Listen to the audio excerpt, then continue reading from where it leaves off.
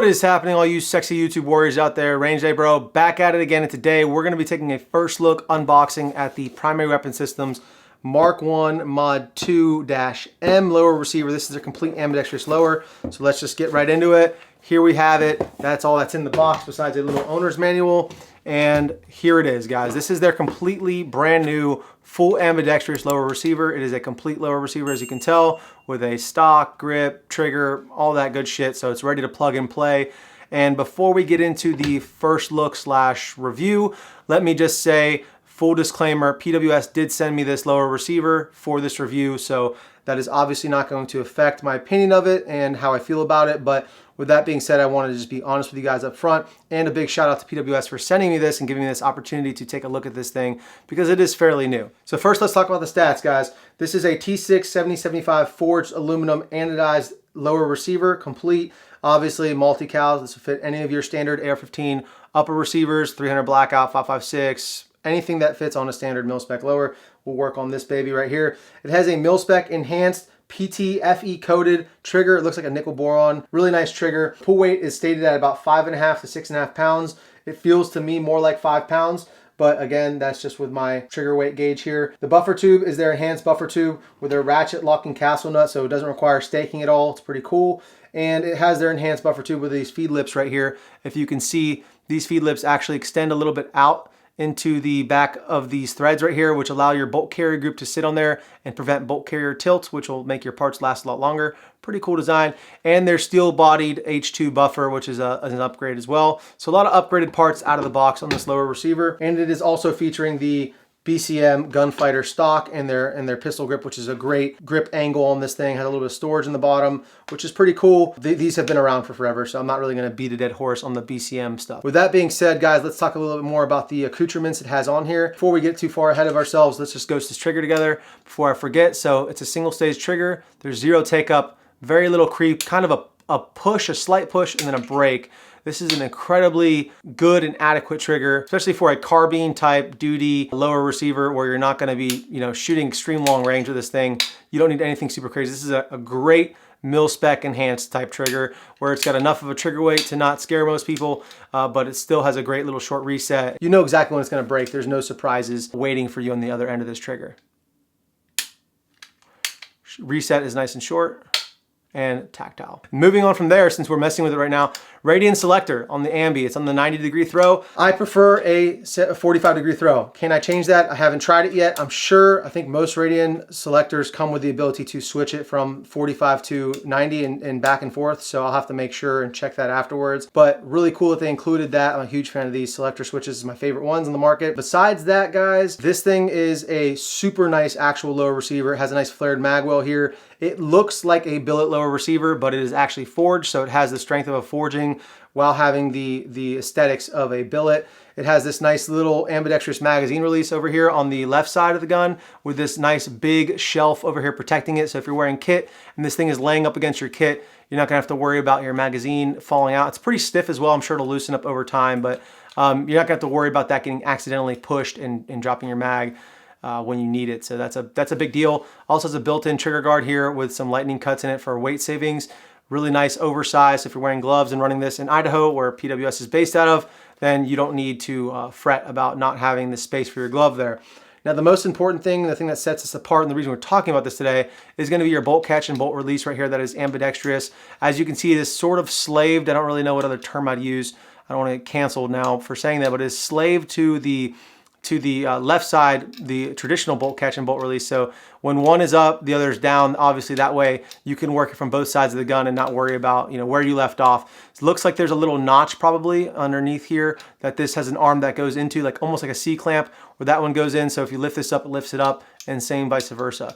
And if you push this down, it pushes it down. So that is really sweet. I do prefer more of the up and down type. It seems a little bit more intuitive, but I haven't actually run this thing yet. I've just messed with it here in the shop. So I'll give you guys an update on how I like the push versus the swipe, like the Radian or the ADM or the literally mostly every other one on the market. Besides the Daniel Defense, I think has one that's similar to this. The jury's still out on whether or not I'll like this more. I just like the fact that when you're finished with like the Spear LT, you can just swipe it down. It seems like a little bit more of an easy motion to do than to push. I seem to have to use 2 fingers, but again, that's with an empty mag, so it's a little bit more pressure than it would be with a full mag, obviously, but I'm just giving you guys my opinion. But it is right in the right place. I have really big hands, as you can tell, and so it is a bit of a reach up there, but so is even the swiping methods. But to push this down is a little bit easier when you're locking your bolt to the rear, but to push it back, to release it to go forward, and to push the bolt release is a little bit harder for me. So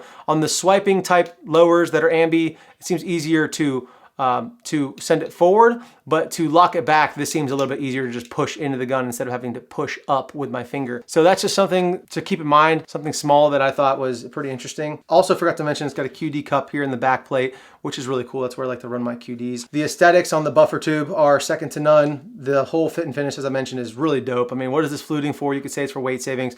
I say it's just to be a Giga Chad and make it look dope. And so yeah, what else do I need to cover on this thing? I think that's pretty much all I have to say. I can kind of show you guys a little bit more close up what this thing actually looks like with the fit and finish on it. It's the MSRP on this thing right now is $600, but it is a complete lower. It comes with everything you see right here.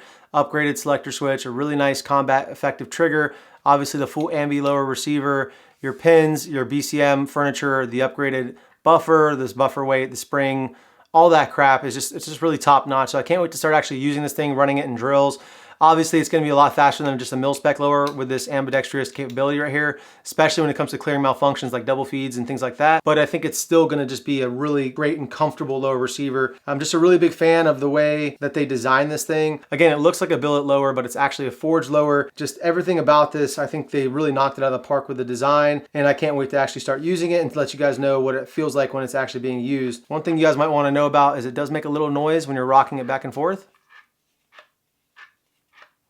But any buffer weight system is really going to do that. But this one seems to be a little bit louder than I'm used to. With that being said, guys, I am looking forward very much to actually using this thing and running it in some classes and giving you some feedback on how it runs and how it performs. I think I'm not going to be surprised, and I think I'm really just going to enjoy this thing. This is kind of the standard moving forward. Having a fully ambidextrous lower receiver is a requirement, in my opinion, in 2023 if you're coming out with a lower receiver. If it's not fully ambidextrous, meaning you can lock the bolt to the rear as well as release it from the right-hand side of the gun. That is what I mean by fully ambidextrous. There's a lot of partially ambidextrous lowers out there, but I think that the fully ambi lowers are the way of the future.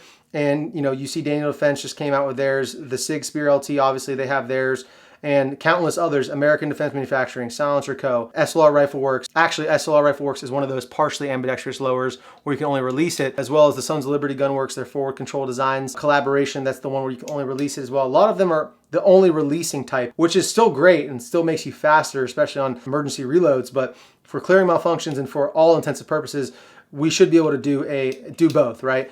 And now this is where the question is going to come in. Well, is it worth it to spend $600 on a complete lower from PWS, or is it just better to go buy a $30 bad lever? And that is where I say that is 100% subjective. It is up to you. I cannot tell you whether it would be worth it to do this or not. Is it worth it to me? Yes, because I have massive hands, and the way the bad lever sits in here, it does obstruct my trigger placement when I'm trying to shoot fast, and I don't like that. So that is something personally that I don't enjoy. Is it better than not having that? I still would rather not run the bad lever than have the bad lever and be able to do those articulations with my shooting hand, because again, I just think it's more important to have quick access to my trigger without fumbling with something blocking it that could potentially jam up my gun even, you know, and that, again, that's 100% subjective. So I'm not going to sit here and tell you what you need to do, what you don't need to do. I'm just here to show you kind of the product and let you guys know my opinions of it, and hopefully you can make the best decision for your budget and your family based off of this information. With that being said, guys, thank you so much for staying to the end of the video. If you guys like this kind of content, please make sure to like, comment, and subscribe. If you guys really want to support the channel, check out brownells.com and use bro code RDB10 for 10% off this lower or any other PWS products or anything on Brownell's website over $150. That gets a little kickback to the channel, and it really helps us out to keep these videos pumping out. So go on and head over to brownells.com and use bro code RDB10 to support the channel. It means a lot to me, guys. And until next time, stay safe, stay dangerous. Range J Bro, out.